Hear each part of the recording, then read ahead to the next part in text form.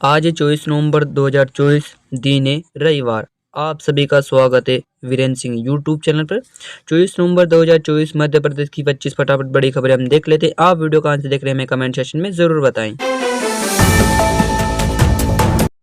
मध्य प्रदेश में विजयपुर सीट पर उपचुनाव में मोहन यादव सरकार के वन मंत्री रामनेश रावत चुनाव हार गए। उन्हें कांग्रेस के मुकेश मल्होत्रा ने 7,000 से ज्यादा वोटों से हरा दिया। रावत ने 16वें राउंड तक कांग्रेस के प्रत्याशी आगे थे। बताया 30 अप्रैल 2024 को रावत कांग्रेस हाथ जोड़कर बीजेपी में शामिल हुए थे, जिसके बाद 64 साल के रावत को सरकार ने बतौर कैबिनेट मंत्री में शामिल किया था।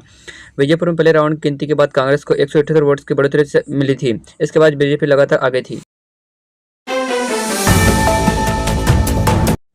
मुख्यमंत्री मोहन यादव ने कहा है कि प्रदेश के सभी जिलों में चाहे विकास का प्रश्न हो, शासन की प्राथमिक अनुसार कार्य का क्रियान्वयन, कानून व्यवस्था की बात हो, अर्थ स्थिति बनाए रखने का दायित्व कलेक्टर एसपी का। अपने जिले में सभी व्यवस्था के लिए कलेक्टर और एसपी जिम्मेदार होंगे। जिन जिलाओं में अनियमितता की शिकायत आएगी वहां बड़े अधिकारियों को भी बख्शा नहीं जाएगा। मुख्यमंत्री यादव ने कहा है कि प्रदेश में जन कल्याण की दृष्टि से जिला पुनर्गठन के लिए राज्य शासन को आयोग गठन किया गया है।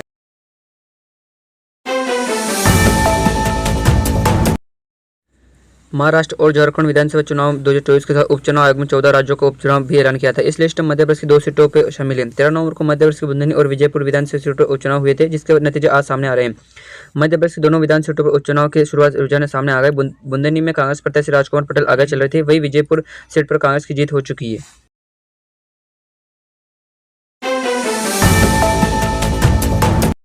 मध्य प्रदेश की दोनों सीटों पर विजयपुर और बुंदेलखंड में उपचुनाव के नतीजे आ गए। दोनों सीटों पर कांग्रेस और बीजेपी दोनों पार्टी की पूरी ताकत झोंक थी। बता दें कि बुंदेलखंड सीट पर शिवराज सिंह चौहान के लोकसभा चुनाव जीतने के बाद खाली हुई थी। वहीं विजयपुर सीट पर कांग्रेस के विधानसभा चुनाव जीते रामनेश रावत बीजेपी में शामिल होने के बाद उपचुनाव की स्थिति बनी है। मध्य प्रदेश की विजयपुर सीट पर बीजेपी हार गई। सरकार ने मंत्री रामनेश रावत की हार के बाद बीजेपी ने चुनाव आयोग से रिकॉर्डिंग मांगी। भोपाल केंद्रीय मंत्री बनने के बाद शिवराज सिंह चौहान को केंद्रीय नेतृत्व ने पहली बार बड़ा टास्क सौंपा था। पहले ही मिशन में शिवराज सिंह चौहान पूरी तरह से फ्लॉप हो गए। झारखंड ने उनके सारे दाव फेल हो गए। वह खास कश्मीर नहीं कर पाए। वहां उनके गृह क्षेत्र बुंदेलखंड में भी बीजेपी जीतने के लिए संघर्ष करी। एक साल पहले जहां शिवराज सिंह चौहान बुंदेलखंड में 1 लाख से अधिक वोटों से जीते थे, लेकिन बीजेपी वहां 10 से 15,000 वोटों के लिए जीत के लिए संघर्ष कर रही है।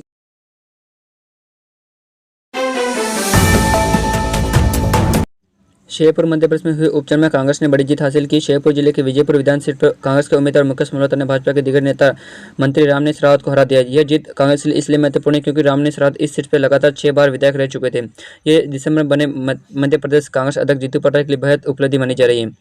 मध्य प्रदेश की 2 सीटों पर उपचुनाव में एक पर कांग्रेस ने जीत हासिल की है।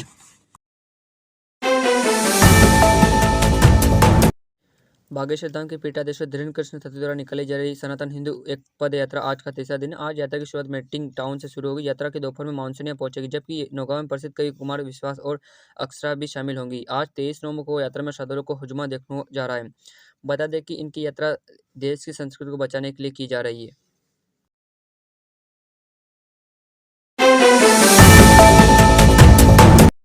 मध्य प्रदेश समेत देश भर में साइबर ठगी के रोजाना नए मामले सामने आ रहे हैं। साइबर अपराधी नए नए तरीके से लोगों को अपना शिकार बनाते हैं। कभी डिजिटल असिस्टेंट कंपनी फर्जी कॉल के जरिए ठगी आम से लेकर खास लोगों को लूट रहे हैं। अब अपराधी ऐप के फिल्स स्कैम का नाम एक और नया पेतरा खोला निकला है, जिसमें लोगों को फर्जीवाड़े के जाल में फंसाया जा रहा है। इसको लेकर भोपाल पुलिस ने एडवाइजरी जारी की है।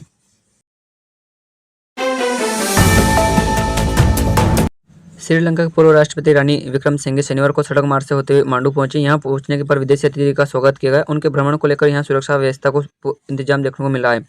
विक्रमसिंघे सबसे पहले मांडू ऐतिहासिक रानी रूपमती महल पहुंचे। यहां गाइड के साथ माध्यम से उन्हें मांडू का शब्दों का पुराना इतिहास जाना। ऐतिहासिक इमारतों को देखते हुए पूर्व राष्ट्रपति बेहद प्रसन्न नजर आए।